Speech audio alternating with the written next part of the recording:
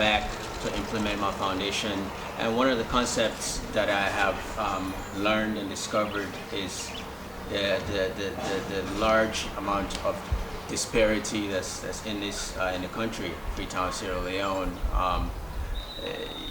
where you can see a really big house, almost like a mansion, right next to a hut or a shack. You know, here in Freetown, Sierra Leone, they call it Pambadi. Pambadi really means it's a house.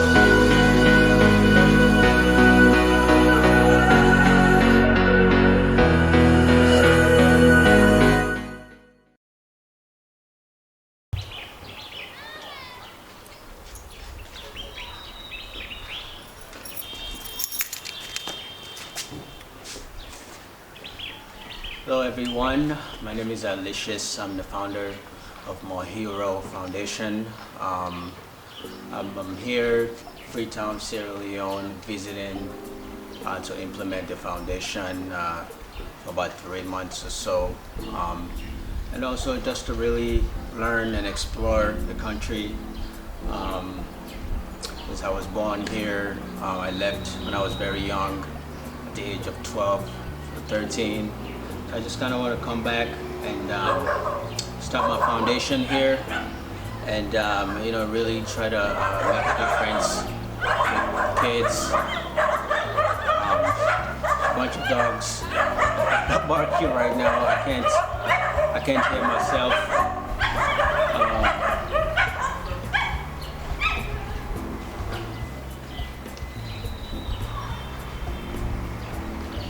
But yeah.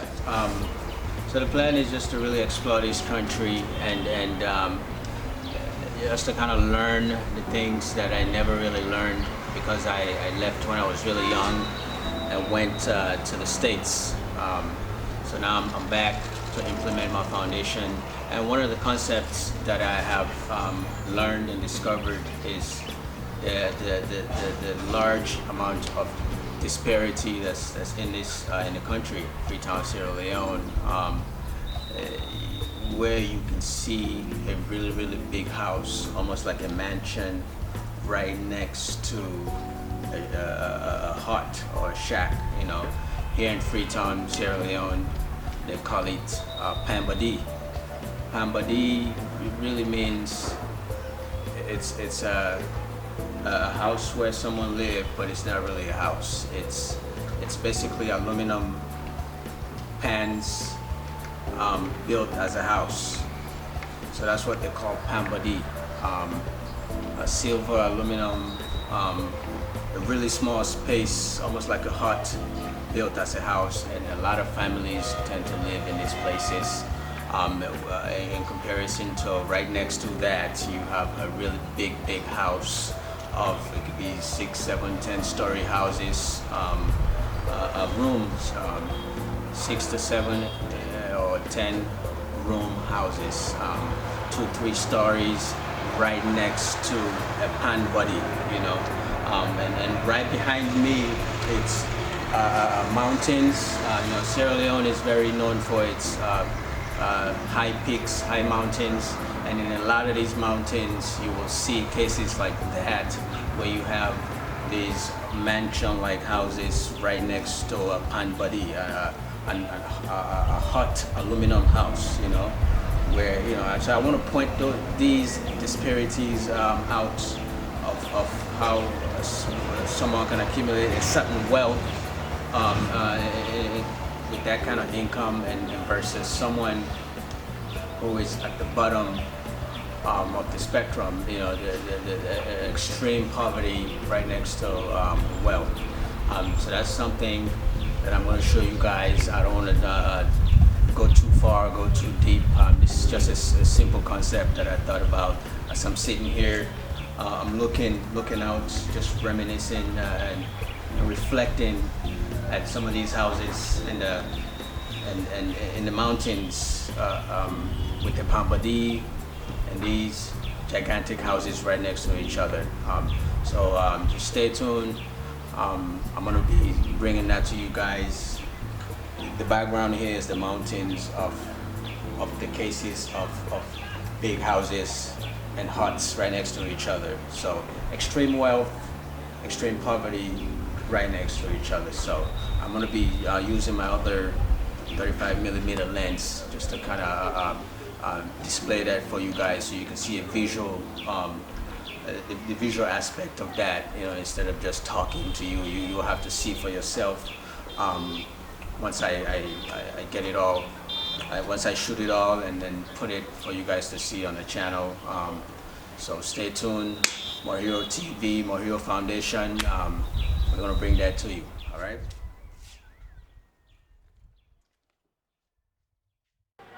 All right. Let's get straight into it, man.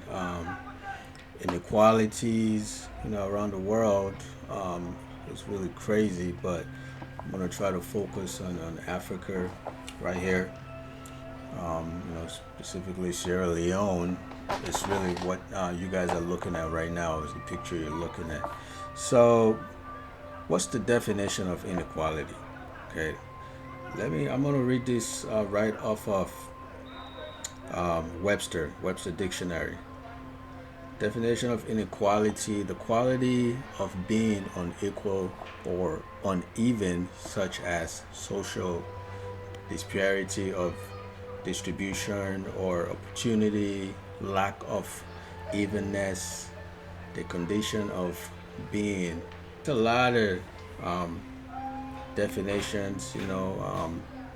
People think of inequality or equality. There's different discussions and different debates of, for example, why are certain people poor? You don't have anything to eat,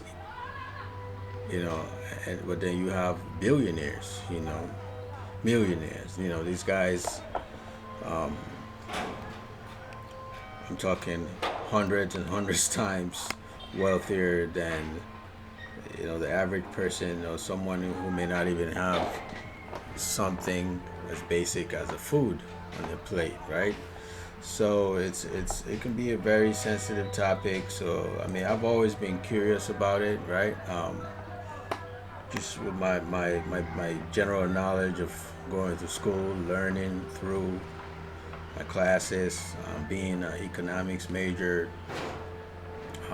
you definitely learn about those statistics, of developing countries, poor countries like in Africa or Asia or the Middle East. For example, right? Let's talk about some of these houses you're looking at right here, right? Look at this house here, huge, gigantic brick mortar house built, and then right next to it you're looking at a shack, somebody who just built up like a little hut versus these huge houses, right? So there's different levels of inequality, obviously. In Africa, this is what you see here, right? Cut and dry, right in your face, right? In the developed world, like the States, there are different levels, right? You could be class inequality, income inequality, racial inequality. I know one of the things that I've always been curious about and found interesting was, the inequality that exists in like the black and brown communities, versus, let's say, an affluent white community. Like it's really, really tough to swallow, when you come from a background where your grandparents and your great grandparents and parents, all you come from that generational trend of where there wasn't any generational wealth passed down, and it just kind of continues with having less and being less fortunate. That's something I've always found interesting. Some of us who are fortunate enough to somewhat get an education, right? Education is also another form of inequality, right? There's a lot of communities, whether it's in Africa, places like Sierra Leone, or in the States. Um, it can be anywhere. It can be in Houston, Minnesota, some of these places where I went to school and grew up. There's different levels and different communities of um, how well-to-do these schools are, right? How many resources is going into these communities to kind of help these young kids and young children um, find their way in society and develop themselves and grow up to be productive member of society. These are all things that we must look at educational wise, right? Because it doesn't matter where you are in the world, right? Education is a big deal. It's a big deal. So, but from an Africa level standpoint, man, I think it's very important that we talk about some of these negative effects that happen in Africa, inequality wise, right? So I know for the longest time Africa has been, looked down upon. People always have something negative to say, whether it's like in the 90s or in the 80s. But now I think it's stepping into a new light where we have a lot of people now speaking positive now, because it's developing. Africa is a developing economy. No matter how you look at it, it is the future. So at some point, it's going to really start to progress and develop, because there's no where else to go but up, as long as you have a stable environment politically, right? But you do have, but I think it's important that we speak truthfully, right? When you talk about poverty and inequality in places like Africa, because I know you have some media folks, or politicians, or even now you have even folks on YouTube, right? So, for example, one of my favorite guys that I follow, Woody Maya, right? Great guy. I love his platform, and I love the fact that all he's doing is projecting positivity about Africa, right? All the bad stuff that people used to say decades ago, you know, but never people never really shed light on the good, right? That it's a vibrant culture, vibrant up and coming economy. You can actually move there and have a healthy, quality, high standard of life. But on the other end, some of these guys tend not to talk about that negative side of things, right? The fact that you have this crazy inequality stuff that's going on, and where you have the wealth is really concentrated on the top, right? Where people at the bottom or the middle or whatever don't really get to see much of that, right? And they don't have any control of how, because all the money is at the top, right? It's the same concept in America, or in any country or society where most of you guys have heard about the 1%, right? Where you have folks like Jeff Bezos or Elon Musk, right? When these guys are really the ones that move economies, right? It could be anywhere in Africa. Folks with the most money in the country, every time they make a move, right? If you look at, for example, the stock market, a good example is Elon Musk, right? He wanted to buy Twitter.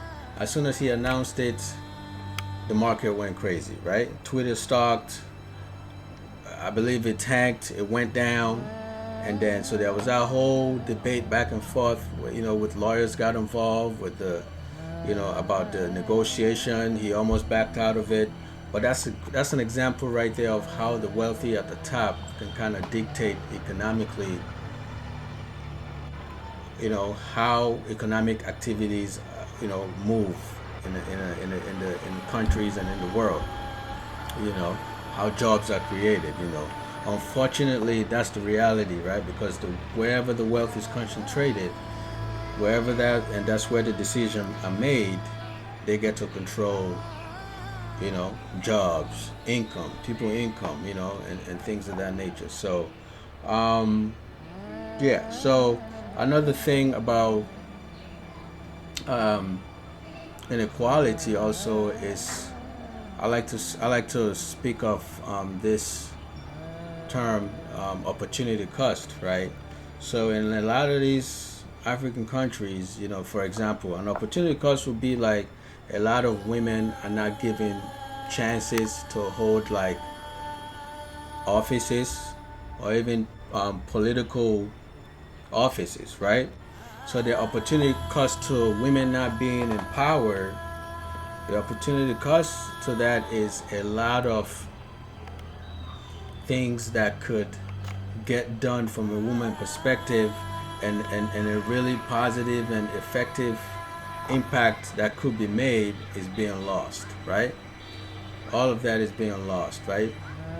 The educational system, right? When you don't create that opportunity of having a good education among children, right? What's happening with that, the opportunity cost is you are losing a lot of talents, a lot of kids that could really develop and contribute to the development of that society, right? So what are some of the causes, right? And how compared to the rest of the world, right? In inequality, right? What causes such high inequality? I mean, I would say like in Africa, educational system, right? Everything revolves around education, like I said, right? When people in a society are educated, given that opportunity to show their talent and become go-getters and strive and be able to be resourceful, because and education doesn't necessarily mean people getting mixed up or twisted. It doesn't mean you need a college degree, right? You just need to learn how to be resourceful, read, write, understand numbers, and know where to look to get your resources to be a productive person of that particular society, right? So just folks just need to remember that, right? Gold, right? You can say that, oh, but gold is more important than education. I remember somebody said that to me once, right? I just sat there and looked at him. It really made me think like, wow. So some of us really have a different mindset in this world, right? So you really got to look at that when you start having this debate about some of these issues. Certain people's mindset is totally extreme from from the actual truth, right? So just remember that. And also another thing that I think causes inequality in some of these less fortunate countries is political instability, right? The leadership, where you have a country that's not stable, always having wars, fighting each other, tribalism, um, it really contributes to that, because all that leads to corruption, right? When people are fighting for resources, it really the value of the society goes down, right? So and policy making is super huge, right? Those who are in charge making policies can really make a difference in encouraging people, for like example, investors to come to their country to make sure they invest, because when you invest you create jobs, right? The infrastructure of a country is also important. This is where our leaders, political leaders, must step up and make sure that they're developing the country, building bridges, you know, creating infrastructures for people outside can come to the country and tour and become a tourist to the country. That creates revenue, right? Creates jobs for the country, right? So it's very important for outsiders to have that encouragement of, oh, that's a beautiful country. Oh wow, the government is really trying. Oh, they built a bridge that can connect me to here and here. So, yeah, another um, factor that contributes to inequality, right, and compared to other places in the developed world, is economic investment, right? We don't invest a lot, in a lot of a lot of us, I'm trying to say is a lot of us who are Africans, who are maybe grew up outside in the States, somewhere in the West, or in a better circumstance, right? You went to school somewhere, somebody like me, right? You got a good education, now your life is good where you're at, right? A lot of us don't think of going back to the home country that kind of brought us up, give us that early foundation stage to kind of go back and make a difference and invest, create some kind of project, a business idea, right? Where you can go and establish that and right, because in any culture and society, right, you need economic opportunities for people's lives to for people's quality of life to increase, right, to a higher level, to the same playing field, or a higher playing field compared to maybe their peers who are already up there due to whatever circumstances they may have, educational, generational wealth, or maybe they have a family member who is part of the government, so they tend to have more of the opportunities to better themselves, right? Versus somebody who just came from nothing, doesn't have any connection, can't really just buy anything, or have or be in the as a middle class who's well to do, have a house, a car. Like some of these things that we have in the West that we take for granted is a really luxury item for some of these people over there. So it's really important that economic investment in agriculture, the service industry, products, manufacturing, factories, right? It's super important that in these developing African economies that people really start to think of investing in something, right? A business idea. Obviously, invest smartly, right? Don't just go, because a lot of these places are corrupt. But just that mindset, I think, will help some of these countries like Sierra Leone a lot, right? And so this is right. So this is why, for me, right, one of my goals, I was fortunate enough now to get an education in the States, and to be satisfied with where I'm at, right? I have a family now, and so now what's next, right? So I think it's important now, right, to create projects, ideas. Given that I am a business major in college, right? I studied economics, BS in economics, bachelor, and I got a master's in business, right? Quantitative analysis, an MBA in that, right? In business administration. So it's important that I think I contribute to a place like Sierra Leone, right? Where I could, even though I have created a nonprofit that I've been working on that for a while now, but now I want to create that economic opportunity now for some of these kids who are going to school, to college, or whatever it may be, and when you graduate, but you don't have any job. So what do? You just sit around and idle, nothing to do, frustrated, right? So one of my goals is to start a company, which is MC Group, LLC. It's going to be a consulting company where it's a tech. It's going to be mainly central focused on technologies, right? How we can solve tech inefficiencies in business, in the developing African world, and just kind of like teach and prepare talents, teach and prepare employees how to get into the market, how to have some of these tech skills, business skills, right? How, if you even want to start your own business, how to go about that, how to get the resources, right?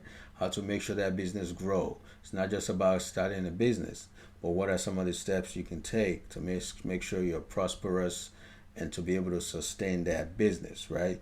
So that's going to be one of my goals, is to just kind of push that idea in the company to that level where I can continue to contribute to creating job opportunities for the youth of a place like Sierra Leone.